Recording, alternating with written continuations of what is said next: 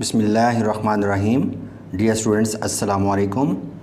Dear students, आज हम Roman characters के बारे में बात करेंगे कि उर्दू का कौन सा हरफ इंग्लिश के कौन से हरूफ की आवाज़ निकालता है। ठीक है, और इसमें सबसे पहले हमने ये देखना है कि अगर हम अलिफ़ लिखते हैं और अलिफ़ के ऊपर ज़बर लगाते हैं तो अ की आवाज़ आती है, तो हमने जस्ट आपने ए को लिखना होगा।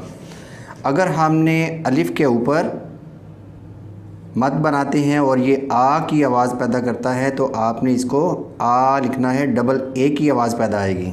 ठीक है, उसके बाद अगर आपने अलिफ़ के ऊपर पेश लगाएंगे तो ये यू की आवाज़ पैदा करेगा और यू के साथ इसको लिखेंगे।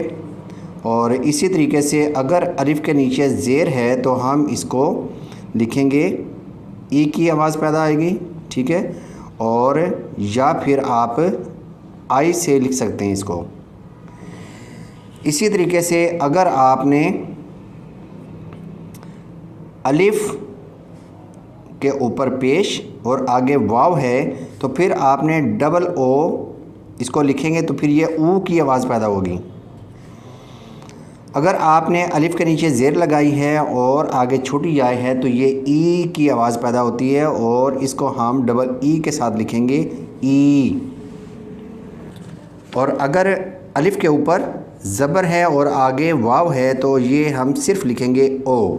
तो स्टूडेंट्स, अब हम देखते हैं कि अगर आप बे को लिखते हैं तो बे इंग्लिश का लेटर बी है जो कि बे की आवाज़ पैदा करता है। पे के लिए पी, ते और टे दोनों के लिए आप टी को लिखेंगे। से, सीन और स्वाद, इसके लिए आप एस का इस्तेमाल करेंगे। से के बाद आता है जीम, तो जीम के लिए आप जे को लिखेंगे।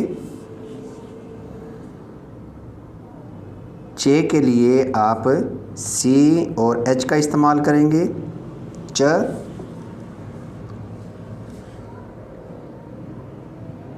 हे के साथ आप एच का इस्तेमाल करेंगे।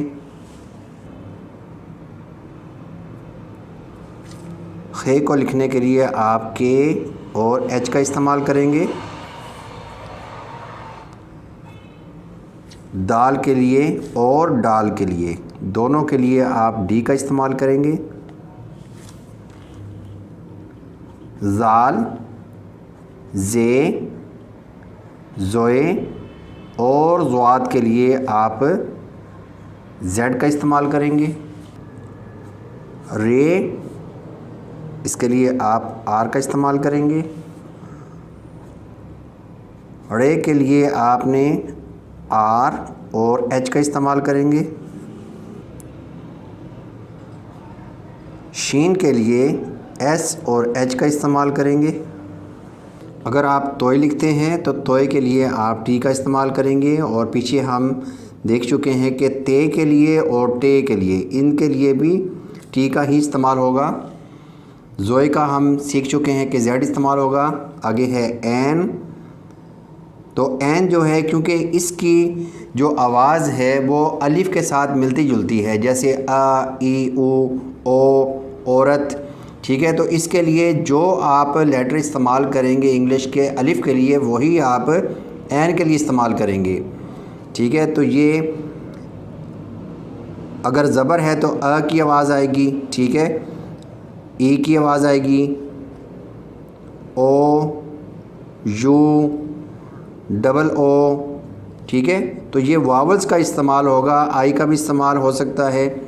ठीक है, तो इसलिए आपने अलिफ़ के साथ जो जो हरूफ इस्तेमाल होते हैं वही एन के साथ इस्तेमाल करने हैं। गैन के साथ आपने जी और एच का इस्तेमाल करेंगे। फ़े के लिए एफ़ का इस्तेमाल करेंगे।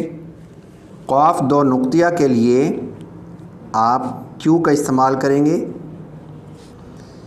काफ के लिए आप के का इस्तेमाल करेंगे, गाफ इसके लिए जी, लाम के लिए एल, मीम के लिए एम, नून के लिए एन, वाव के लिए डब्ल्यू का इस्तेमाल करेंगे या आप वी का भी इस्तेमाल कर सकते हैं। दोनों तरह की जो है इसके लिए आप एच का इस्तेमाल करेंगे। हमज़ा और अलिफ़, इनके लिए आप जो अलिफ़ के हरूफ होते हैं इंग्लिश के लेटर्स वही इस्तेमाल होंगे, क्योंकि हमज़ा अलिफ़ की जगह आप हमज़ा का इस्तेमाल कर सकते हैं। इसी तरह आप छोटी याए और बड़ी याए, इसके लिए आप इस्तेमाल करेंगे वाई, ठीक है, तो वाई का आप इस्तेमाल कर सकते हैं। अब हमने देखना ये है कि ऐसे हरूफ कि जिनके साथ दो आँखों वाली है इस्तेमाल होती है, तो दो आँखों वाली है के लिए जैसे हम पहले सीख चुके हैं कि हाय हवस के लिए और हाय मखलूत, ठीक है, इनके लिए एच इस्तेमाल होता है। तो हम बात कर रहे हैं हाय दो चश्मी की, यानी कि हाय मखलूत की। तो हाय मखलूत अगर आपने बे को लिखा और बे के साथ आपने दो आँखों वाली है इस्तेमाल की है, तो फिर आपने बी और एच का इस्तेमाल करना है, ठीक है। भ, तो अगर किसी हरफ को आपने मोटा करना है, भारी करना है, तो फिर आपने एच का इस्तेमाल करना है। इसी तरीके से फ का इस्तेमाल करते हैं तो पी इस्तेमाल हो गया पे के लिए, और आगे दो आँखों वाली है के लिए एच, फ की आवाज़ आएगी। इसी तरह आप लिखते हैं थ या ठ, तो इसके लिए आप टी और एच का इस्तेमाल करेंगे। इसी तरह हम आगे चलते हैं, ध, डी और एच का इस्तेमाल करेंगे, और इसमें आप शामिल कर लें ढ,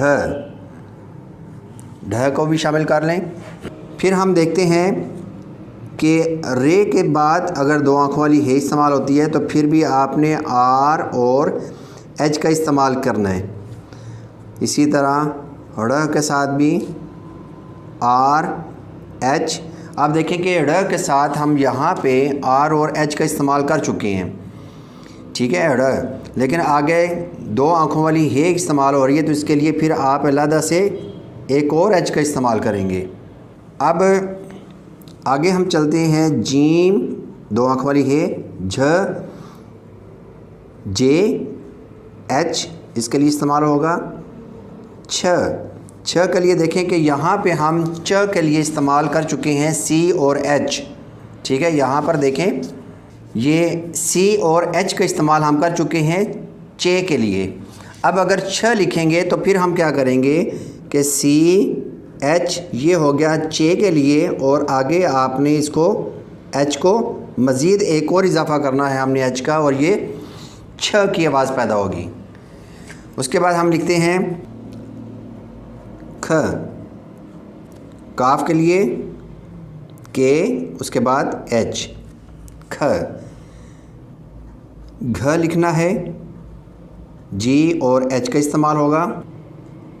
म, एम और एच,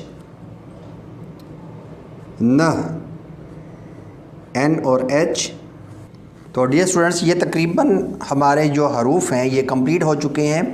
तो अगर आपके ज़हन में किसी किस्म का कोई क्वेश्चन आता है या इसमें कोई चीज़ की समझ नहीं आती, या मुझसे ही अगर कोई गलती हो गई है, तो आप ज़रूर मुझे कमेंट करके बताएं, ठीक है। इसमें यह है कि जो ऑडियंस हैं उनका भी फ़ायदा होगा, मेरा भी फ़ायदा होगा।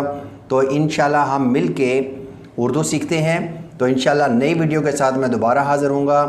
इजाज़त चाहूँगा। अल्लाह हाफ़िज़। अस्सलामु अलैकुम।